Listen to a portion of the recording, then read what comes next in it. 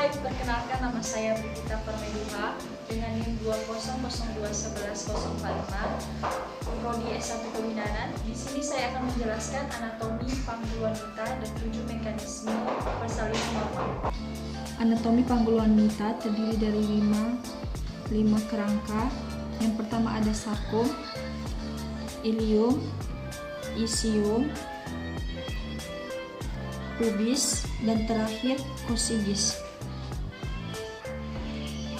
Pada tulang coccygis terdapat tulang yang menonjol yang disebut dengan promontorium. Ini yang disebut dengan promontorium. Antara sakrum dan terdapat tulang artikulasi sakra iliaka. Tulang yang menonjol ini disebut dengan crista iliaca. Konjugata apa saja yang ada di dalam rongga panggul? Yang pertama ada diameter atau konjugata transversal, yaitu jarak yang melintang pada alinea termigasi yang jaraknya sekitar 13 meter.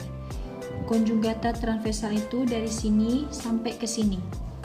Konjugata kedua adalah konjugata vera yang jarak belakang simfisis pubis ke tulang promontorium yang jaraknya kurang lebih dari 11 meter dari sini sampai ke sini. Yang terakhir ada konjugata obligium, yaitu jarak antara artikulasio sakra iliaca ke titik pertemuan antara konjugata transversal dan konjugata vera, diteruskan hingga ke linea terminalis untuk jarak lebih kurang dari 12,5 cm dari sini sampai ke sini. Demikian penjelasan saya mengenai anatomi tulang panggul. Berikut 7 penjelasan mengenai 7 mekanisme persalinan normal. Yang pertama adalah ejemen. Terjadi ketika diameter terbesar dari presentase bagian janin, biasanya kepala, telah memasuki rongga panggul. Ejemen ini telah terjadi ketika bagian terendah janin telah memasuki stasiun nol atau lebih rendah, dan nulipara. Ejemen sering terjadi sebelum awal persalinan, namun pada multipara dan beberapa nulipara, ejemen ini tidak sampai setelah persalinan dimulai. Yang kedua adalah descent atau penurunan. Pada primipara, masuknya kepala janin ke dalam pintu atas panggul terjadi sebelum persalinan, sedangkan turunnya kepala terjadi setelah itu, biasanya pada awal kala 2. Pada nulipara, masuk dan turunnya kepala janin ke dalam panggul terjadi bersamaan. Yang ketiga, fleksi. Begitu disensus mengalami tahapan, baik dari serviks, dinding panggul, atau dasar panggul, biasanya terjadi fleksi kepala dagu mendekat ke dada janin dan diameter suboccipitagrammatica yang lebih pendek menggantikan diameter occipitor frontal yang lebih panjang. Yang keempat, putar paksi dalam internal rotation.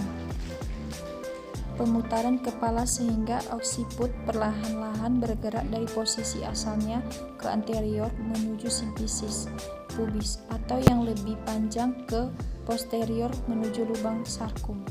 Meski lebih dikaitkan dengan disensus, rotasi internal biasanya belum terjadi sampai kepala mencapai dasar spina, dan oleh karenanya sudah cukup ejen. Yang kelima, ekstensi. Setelah rotasi internal, kepala terefleksi maksimal mencapai vulva, mengalami ekstensi yang eksesial untuk kelahiran.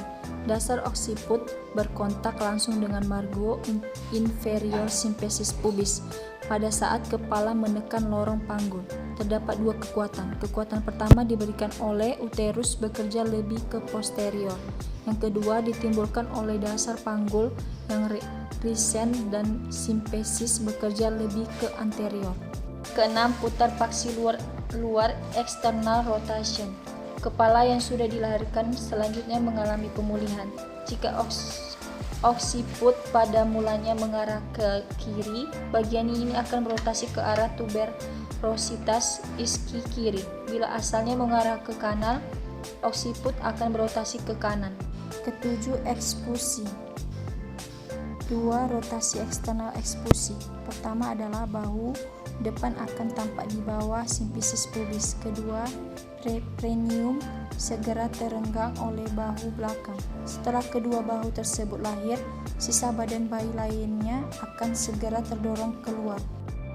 Demikian penjelasan dari saya mengenai anatomi panggul pada wanita dan 7 mekanisme persalinan normal.